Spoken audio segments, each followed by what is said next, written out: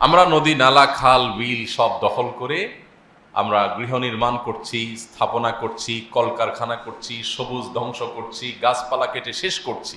আমি আজকেই আসতে আসতে মসজিদে আমাদের এজাজকে বলছিলাম যে গাড়িটা ছায়ায় কোথা রাখিও, কারণ অনেক গরম হয়ে গেলে যেতে আবার কষ্ট হবে।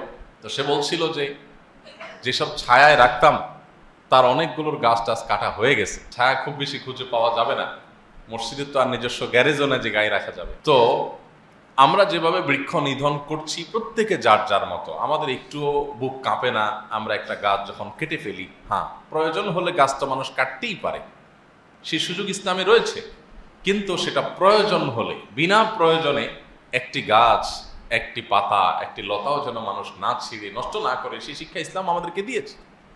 দুঃখজনক যে আমরা এখন ইবাদত সর্বস্ব মুসলিম যতটা, আমাদের দৈনন্দিন জীবনে যে সমস্ত দায়িত্বশীলতার জায়গা আছে, যে সমস্ত মানবিকতা প্রকাশ করবার জায়গা আছে, সেই জায়গাগুলোতে আমরা নিজেদেরকে মুসলমানিত্বের পরিচয় ম্যাক্সিমাম মুসলমানরা এখনো দিতে পারিনি, যার করুণ পরিণতি আজকে আমরা বাংলাদেশে প্রত্যক্ষ করছি। আমাদের পরবর্তী বংশধরদের জন্য কি অপেক্ষা করছে সেটা একমাত্র আল্লাহ ভালো জানেন।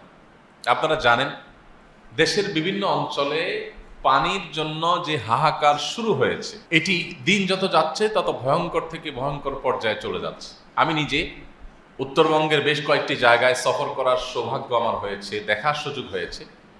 সেখানকার কিছু করুণ দৃশ্য আমাকে দেখতে হয়েছে। তোমার থেকে একটা হলো ঠাকুরগাঁয়ে আমি নিজের চোখে দেখেছি বহু টিউবওয়েল পড়ে আছে, হাহাকার করছে, কোনো টিউবওয়েলে পানি নাই, পানি উঠছে না। এবং আমরা আসুন্না ফাউন্ডেশন থেকে আমরা নলকূপ স্থাপন করার যে একটা কার্যক্রম আমাদের আছে, সাদকা জারিয়া কার্যক্রম হিসাবে, এই নলকূপগুলো বসানোর ব্যাপারে আমরা এখন নতুন করে ভাবছি, আদৌ নলকূপ বসিয়ে কাজের কাজ সব এলাকায় হবে কিনা, কোথায় হবে কোথায় হবে না। না হলে টাকা পয়সা খরচ করে আমি একটা নলকূপ দেব, কদিন পরে সেটা মরুভূমির মতো হাহাকার করতে থাকবে, পানির লেয়ার নিচে চলে গেছে, পানি নাই, চাপছে মানুষ, চাপকল চাপ করে পানি আসছে না।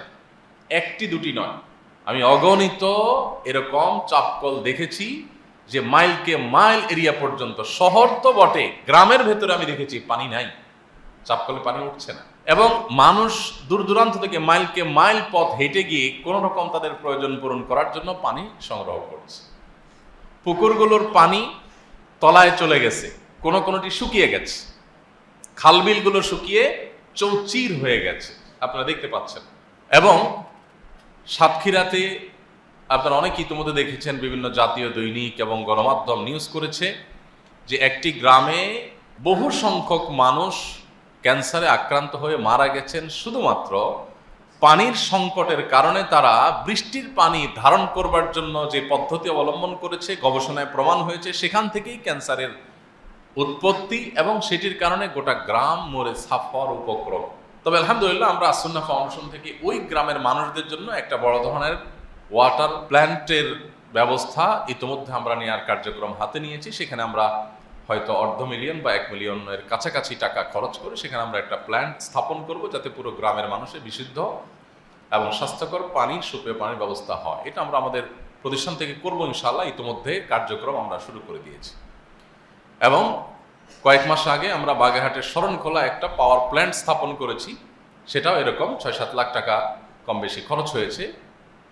তো সেখানে আলহামদুলিল্লাহ 500-রও বেশি পরিবার পানি, সুপেয় পানির ব্যবস্থা করতে পারছে। কিন্তু কথা হলো, এই সুযোগগুলো আস্তে আস্তে হারিয়ে যাচ্ছে এবং সংকট ঘনীভূত হচ্ছে, তীব্রতর হচ্ছে। আমাদের দেখার কেউ নেই, আমাদের নিজেদেরও অবস্থা এমন হয়েছে, আমি প্রায় সময় বলি যে আমাদের যে জাতীয় পর্যায়ে আমাদের প্রত্যেকটা মানুষের গণহারে যে ত্রুটিগুলো আছে, সেই ত্রুটিগুলোর মধ্যে থেকে একটা ত্রুটি হলো আমরা অনেকেই ইবাদত বন্দেগীতে মুসলমান হলেও আচার আচরণে আমরা অত্যন্ত সেলফিস্ট বা স্বার্থপর। একজন স্বার্থান্ধ মানুষ কোনো দিন কোশ্চিন কালেও ভালো মুসলমান হতে পারে না। তার নামাজ দিয়ে, তার রোজা দিয়ে, তার হজ দিয়ে, তার ওমরা দিয়ে, তার মসজিদ নির্মাণ দিয়ে, তার মাদ্রাসা নির্মাণ দিয়ে, কোরআন তেলাওয়াত দিয়ে, জিকির আজকার দিয়ে, তার ওয়াজ মাহফিল করে, ওয়াজ মাহফিল করিয়ে, তার টুপি লাগিয়ে, তার দাড়ি লাগিয়ে, এই সব কিছু করার পরও আপনি ভালো মুসলিম হতে পারবেন না যাবত না আপনি স্বার্থান্ধতার বেড়াজাল থেকে এর গণ্ডি থেকে আপনি বেরিয়ে বা আসতে না পারেন। স্বার্থানদের এই জায়গায় যদি আপনি দাঁড়িয়ে থাকেন, তো আপনি কখনো মুত্তাকি, আপনি কখনো ভালো মুসলমান হতে পারবেন না। আপনি নিজেকে নিয়ে ভাবতে হবে, আশপাশে মানুষ নিয়ে ভাবতে হবে। এখন আমাদের অবস্থা হলো, চাচা আপনার জান বাঁচা, আমি ভালো আছি কিনা, বড় জোর আমার মানবিকতার গণ্ডি, আমার উদারতার গণ্ডি, আমার ভালোবাসার গণ্ডি, এটা হলো আমি, আমার স্ত্রী, আমার ছেলে মেয়ে। খুব বেশি উদার মানুষ হলে একটু ভাই বোনকে নিয়ে চিন্তা করে, জাস্ট এটুকু, শেষ। কেউ কেউ শ্বশুর বাড়িকে হয়তো গণ্ডিতে রাখেন, ফিনিশ। আর বাকি কে বাঁচলো, কে মরলো, কে ধ্বংস হলো, দেখার কেউ নেই।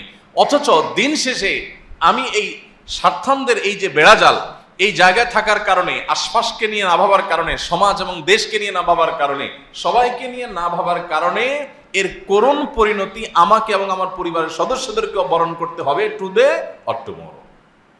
এই জিনিসটা আমরা বেশি ভাবছি না।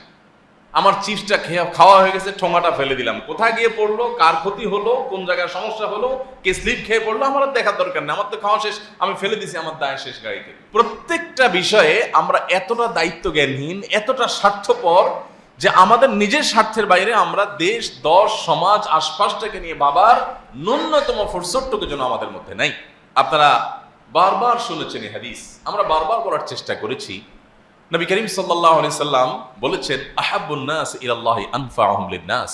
মানুষের মধ্যে সবচাইতে আল্লাহর কাছে প্রিয় মানুষ সে, যে মানুষ যত বেশি মানুষের ব্যাপারে পরোপকারী হয়, নিজের ধান্দা শুধু করে না, যে আমার দ্বারা কার উপকার হতে পারে, কাকে আমি একটু উপকার করতে পারি, পৌঁছতে পারি, কোনো বিপদে সহায়তা করতে পারি, আমার কারণে কারোর কোনো অসুবিধা হচ্ছে কিনা, এই জিনিসটা যখন সবাই অ্যালার্ট হয়।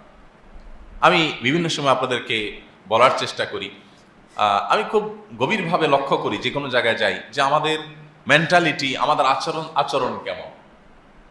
অশিক্ষিত সাধারণ গরিব দুস্থ অসহায় মানুষরাই শুধুমাত্র নিজে চিন্তা করে তা না, বরং তথাকথিত সমাজের এলিট শ্রেণী মানুষগুলো আরো বেশি স্বার্থপর হয়ে থাকে। তাদের মধ্যে স্বার্থপরতার পরিমাণ আমি আরো বেশি লক্ষ্য করেছি।